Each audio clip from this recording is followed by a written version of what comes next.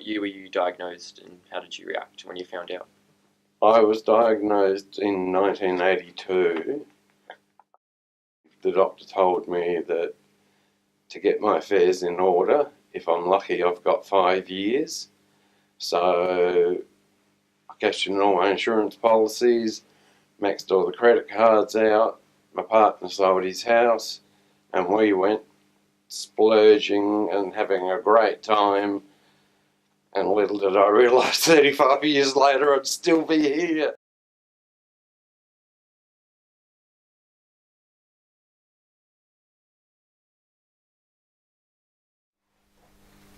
So considering that it hit the gay scene as hard as it did back in the day, did you lose many friends or loved ones? I did.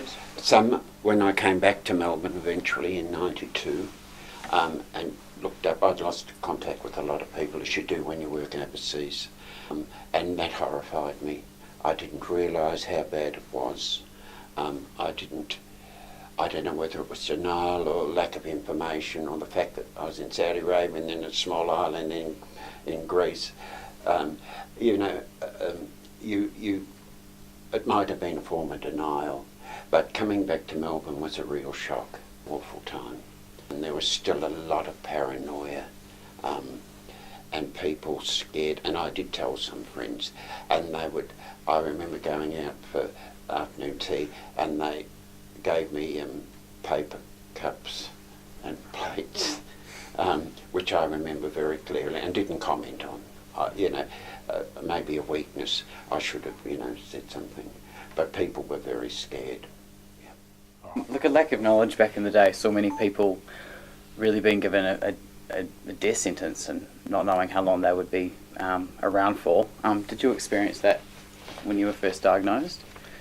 Yeah, I was diagnosed in 1987, and back then it took many weeks to get your test result. Mm-hmm. And the first time I went in, the doctor said it was unavailable, and the second time the same thing happened. I went into outpatients, and the third time they said to ring up and just make sure they're in before you come in.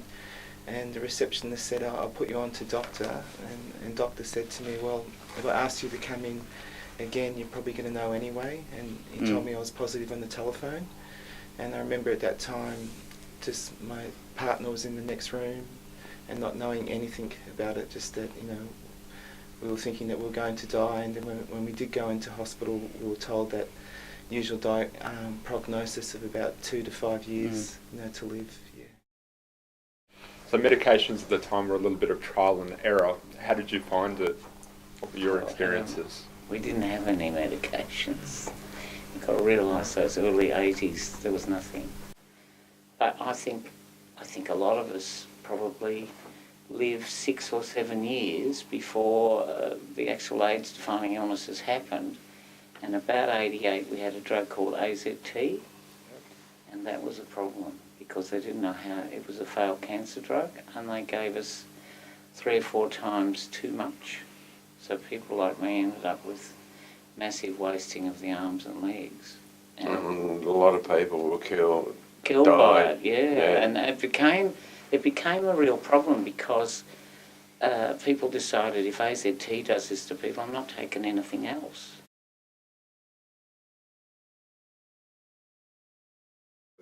The disclosure thing was really difficult. I found it really difficult. The fear of rejection was pretty huge. It took me quite a while to tell friends as well too. I told 1 or 2 close friends, but a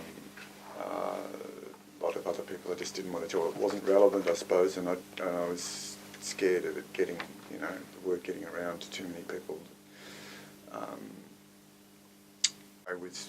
I did tell a few people at different times, and some of them coped okay, but I actually then really tried to restrict my sexual contacts to other POS people because I didn't feel comfortable or safe in telling, just revealing to other people, and the rejection thing was pretty hard to handle.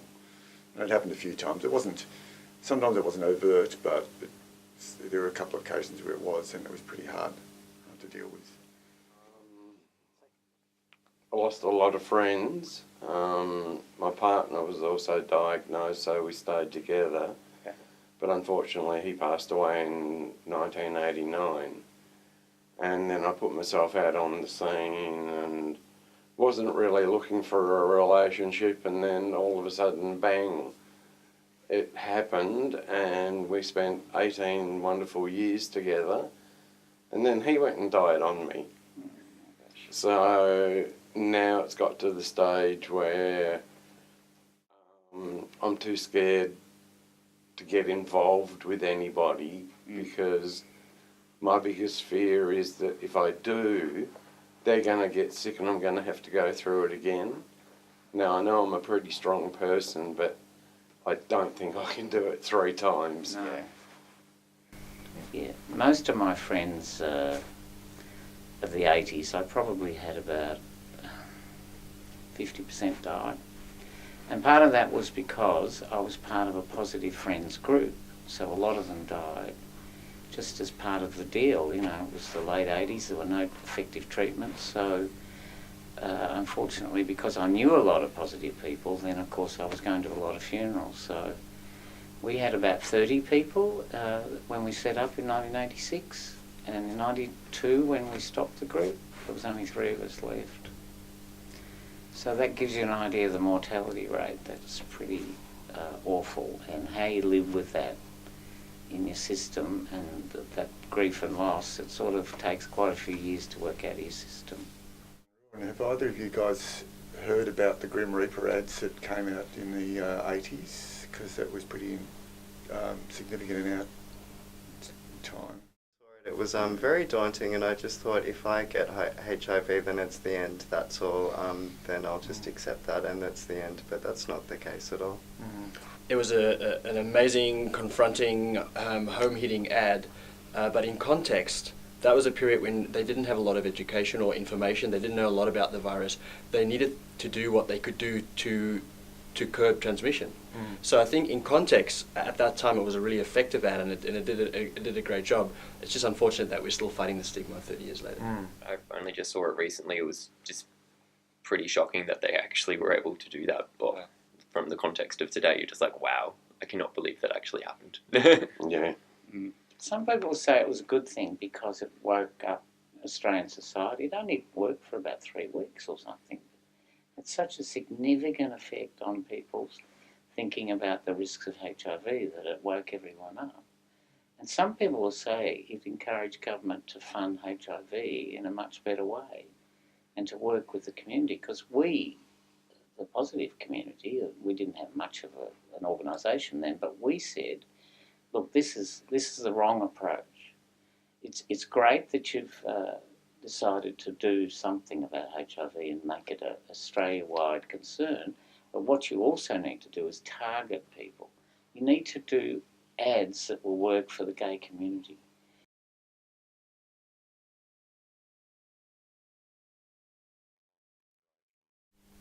I was diagnosed just over a year ago now, and it obviously wasn't a great feeling at the point in time, but I went to a pretty good clinic, and so they explained everything very well, because my family doesn't live here, so I kind of didn't have anyone to sort of immediately go to, and I didn't really think it was an appropriate conversation to have over the phone, and so I kind of spent a little bit of time alone to sort of process it all.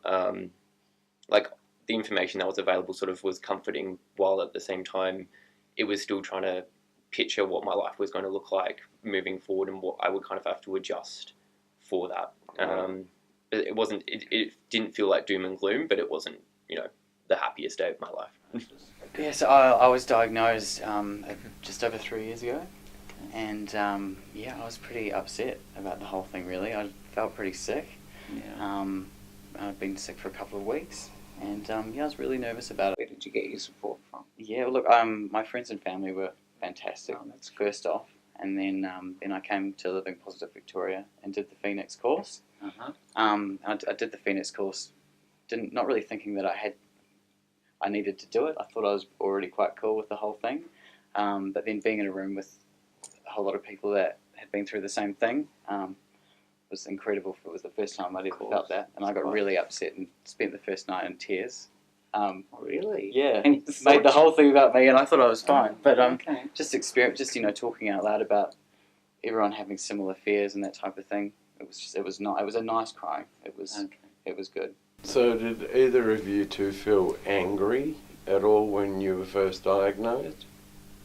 I was pretty angry at myself, just because I thought, like you said, there's all the information available, and I think the attitude I think right now is that it will never happen to me, because of all of this readily available information. You kind of put the responsibility upon other people except yourself, and so I was frustrated with myself, and it took me a while to get over that anger and sort of just accept that it has happened and you can't change that. Yeah. Do you feel that the younger generation have a complacency about HIV and what can happen and what can't happen, and they're just sort of basically playing Russian roulette? I think there's a degree of complacency, but I think it's very much dependent on the individual. So I think some individuals are very informed and will make decisions accordingly in terms of who they'll engage with. So they might consider, having sex with someone that's positive, for instance, whereas other people make a lot of assumptions without open communication. They'll assume status, they'll engage a certain way because that person looks good or they're familiar with them. And that kind of complacency still sort of plays in, I think, to the transmissions that we're getting today, and people are still being diagnosed.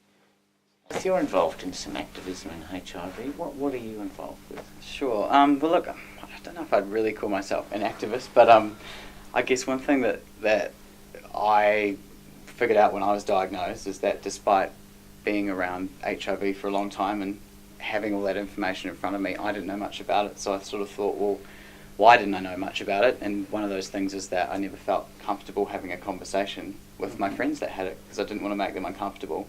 Okay. So I do this speaking for a group that LPV organised called the Speakers Bureau, and we go out to schools, groups of doctors that are learning to prescribe HIV medication, etc., and just talk about our experience. And when I first started doing it, I was quite nervous about it, and it's a nice reminder for me when I do it of how far I've come since I was diagnosed, and my own understanding of the disease and my own mental health with the whole thing. Because for me, that was the big thing. So if that makes someone out there a little bit more comfortable to be more informed, and as you said, it's building your own It's confidence and understanding. Yeah.